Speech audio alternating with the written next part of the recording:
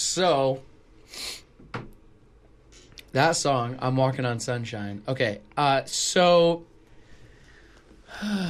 final episode of Awkward. Season 5. Season 5. We kind of all knew it was going to be the final episode, because when they announced that season in general, it said the headline on BuzzFeed or Deadline or whatever, not BuzzFeed, Deadline or Variety, was MTV announces the 5th and final season of Awkward. So we were like, oh. But you never officially canceled, other than through the trades? No, the show's never been canceled. A lot of people are like, why'd they cancel Awkward? I'm like, it never got canceled. It just, for some reason, they decided it was going to be the final season. I don't know.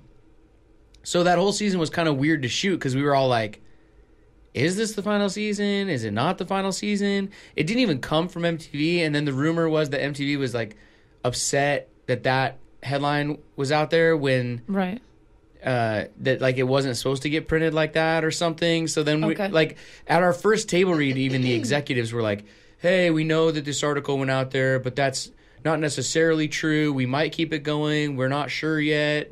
We didn't want that headline. Da, da.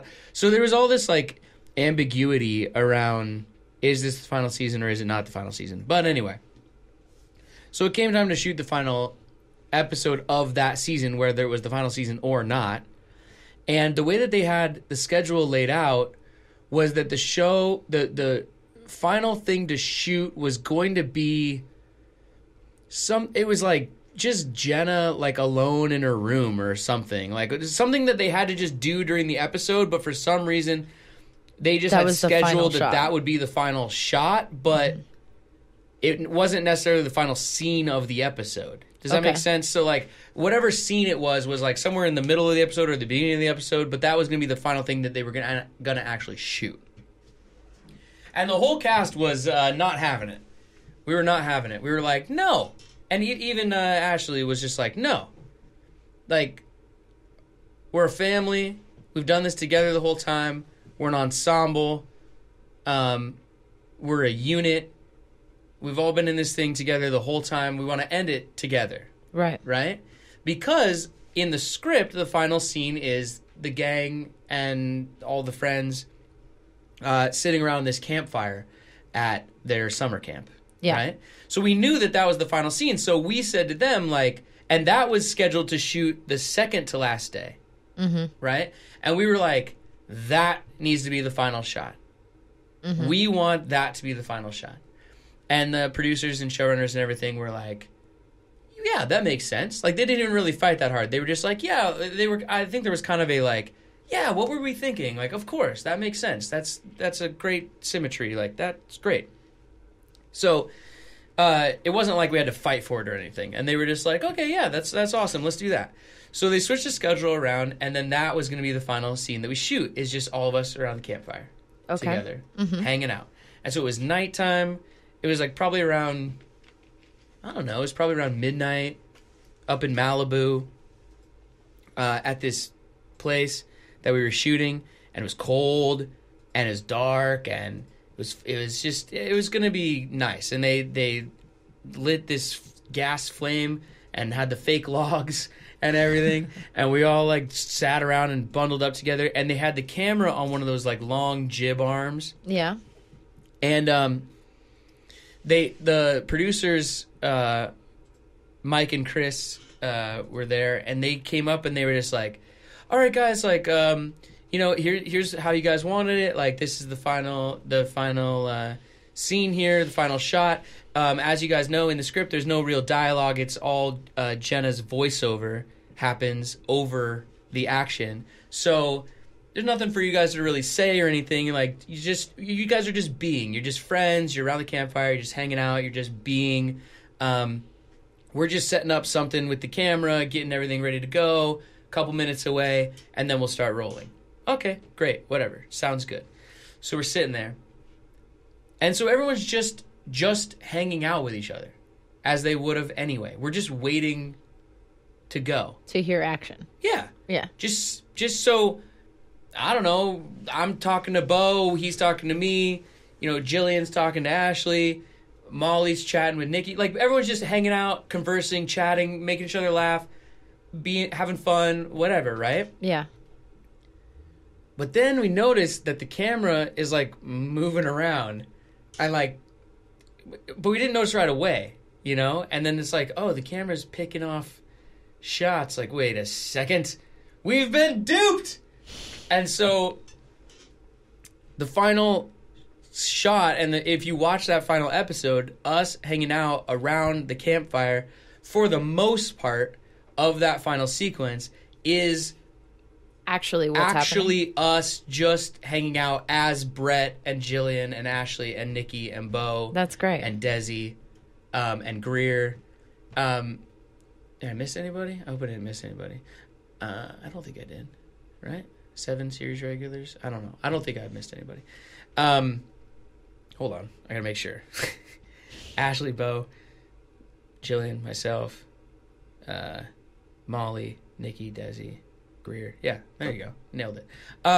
Anyway, it is, and Mike, it is us just hanging out with each other, which is really special for me if I watch that episode. I like that. Now, you know, there's a moment where Bo and Ashley, as Maddie and Jenna, share a kiss or whatever. That's directed. That's them, like, yelling in, like, from the side. Sure. This is after we discovered them shooting us. We were like, you were filming. And they're like, oh, you got us. And, okay, now let's set up and, like, pick off a couple of actual scripted things. Story points, which is, of course, like the kiss and things like that. But so it's fun. So when I watch it back, I can tell the moments that were just us hanging out and which ones were the directed ones. But anyway, it's kind of a special, fun thing that they did. Now, the point, though, and how it ties back to the song Walking on Sunshine is because after that first long rolling shot where they rolled forever and we didn't know they were rolling, and then we were kind of teasing them like, we caught you and this and that. And they're like, okay, well, we got to get it again. Let's do some more things again. And they were like, you guys, like, get up and have some movement and have some whatever. We're going to play some music. Like, you guys, because again, you're not going to hear anything that's happening at the campfire. It's going to be all voiceover. But Walking on Sunshine is a song they played to get us all up and moving. And so I think in that shot as well, which I've only watched it once, but I think in that shot, there is, like, us kind of dancing around the campfire at one moment. Yeah. And the song that we're dancing to is Walking on Sunshine. Yeah. Nice. In life. Yeah. Like, they're playing it over the big speakers. I think you are the person who starts the dancing, too. Oh, that would make sense. Yeah. See, that's in character as Jake and as Brett, I think. Anyway. Is there a big difference between Jake and Brett?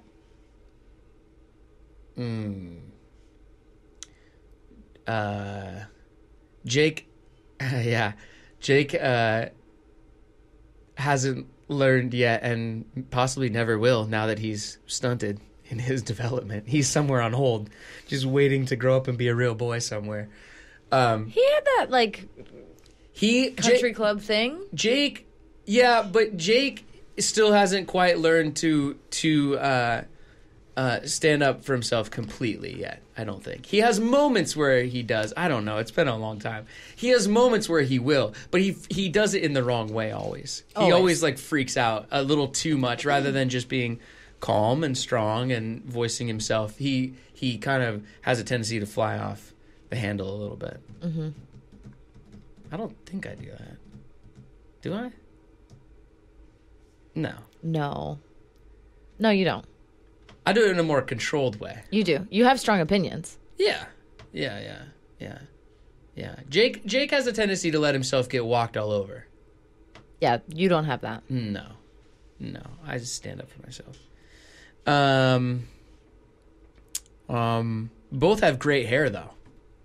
Gosh. They both have great hair. They both always get chicks, man. Oh boy. Also,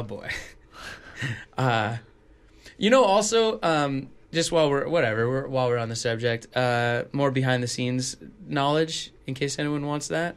Jake's car that everyone thinks is so cool? The convertible Mustang, vintage convertible Mustang. Everyone always hit me up on social media being like, what a cool car, right? And it is. Picture cars are always disgusting. Kind of. Yeah, that car's a piece OS. Yeah. It's terrible. First of all, I don't know if you noticed, but if you go back and watch it, the outside of the car is red and gold and the inside is blue. Why? Because the car used to be blue. And it makes no sense at all. The interior is like blue on blue, like two different tones of blue. And the outside is burgundy and gold. It's just a mess, like, of color. It doesn't make any sense at all. Also, that car is not an actual convertible. It was a regular Mustang that they just chopped the top off of and then put that piece of fabric with the snaps over the back seat kind of to make it look like it's a convertible. But it's not actually There's no convertible top under there. And when it would rain, you'd see crew guys scrambling to cover that car with a tarp. It has no roof. That's funny. It's not a convertible. So if you're out there watching reruns of Awkward and you see Jake pull up in that convertible, it ain't a convertible. Huh. It's a car that lost its roof. What else about that car? It has terrible brakes, and I would always have to start pushing the brakes at least 50 yards before I wanted to stop. The gear shift would get stuck in reverse. So if you were throwing it from park to drive to try to drive out of the scene, you have to really make sure it's in drive. Otherwise, you're going backwards and killing the entire crew. Yeah. Yeah, that'll happen. Also, I think in the original pilot script or the second episode script, the first time you were supposed to see Jake's car, I think it's very early in the series. He's like walking out to his car with Lissa because he's dating Lissa, but he's going to drive Jenna home. Yeah. And Jenna's going to get in the backseat of the car, but he's like, no, Jenna, like sit up front. There'll be more room for your arm cast or something. I don't know. Right. The car in the script was scripted as like a crappy Geo Metro, like one of those really small, junky, like horrible cars. Yeah, Geo Metro. I think it literally said Geo Metro. That's funny. My sister drove one of those. Yes. And I remember coming to like the first table read and being like, a Geo Metro. And the show's creator and showrunner Lauren was like, yeah, Geo Metro. He's in high school. Geo Metro. And I was like, come on. Like, he's got to drive something cool, like a cool vintage, like a vintage Mustang or something cool. And she was like, no, Geo Metro. He's a high school kid, Geo Metro. And I was like, yeah, he's a high school kid, but they live in Palos Verdes. Or in the show they live in Palos Hills, but it's supposed to be Palos Verdes, which is a pretty swanky kind of upscale place. And I was like, no, they live in Palos Verdes. Like, he doesn't drive a Geo Metro, he drives a cool vintage Mustang. And especially if Maddie's going to drive a Escalade. Yeah, and so she was just kind of like, no, right? No, Geo Metro. Then showed up to shoot that scene that day, vintage Mustang. I was like, thanks, boss. Yeah, so it was pretty cool. So he got to look cool because that car kind of became part of the show a little bit. You see it quite often. Mm-hmm. Yeah, Maddie and his Escalade. What a D-bag. Oh, the other thing though is I think there had to be big conversations behind the scenes that I was not privy to because somewhere along the line the show got sponsored by GMC and Chevy, which is why Maddie drives a Cadillac. And then if you watch closely, so Maddie drives a Cadillac. I think Ming drives like a Chevy Spark or something. Like the show is full of Chevy, Buick, and GMC, like because it got sponsors. Yeah. After the show was popular, but I think, and I'm pretty sure they wanted to switch Jake's car at a certain point and have him. Oh, I think there's another character that drives a Corvette at one point, so Chevy again. And of course, Chevy and Ford, big rivals, and I think they had to really be like, no, it's character, it's already built in. We can't change it now. There's like a big controversy over the cars. That was a weird moment when the show started getting sponsored behind the scenes. That was a weird moment where you started in a scene that took place at lunch. They were like, no, hold the Dr. Pepper can so we can see Dr. Pepper. Right. That was a weird thing. All of a sudden, everybody was eating Subway sandwiches around the set. Or it would say in the script, like, Jenna, in her bathroom alone, rinses off her face after a long day with her Noxzema face wash. It's all in all caps. Yeah, in all caps. And then you'd, like, show up on the day and she'd have to be like, well, look, I use Noxzema. It's weird. Oh, boy. Anyway, good times.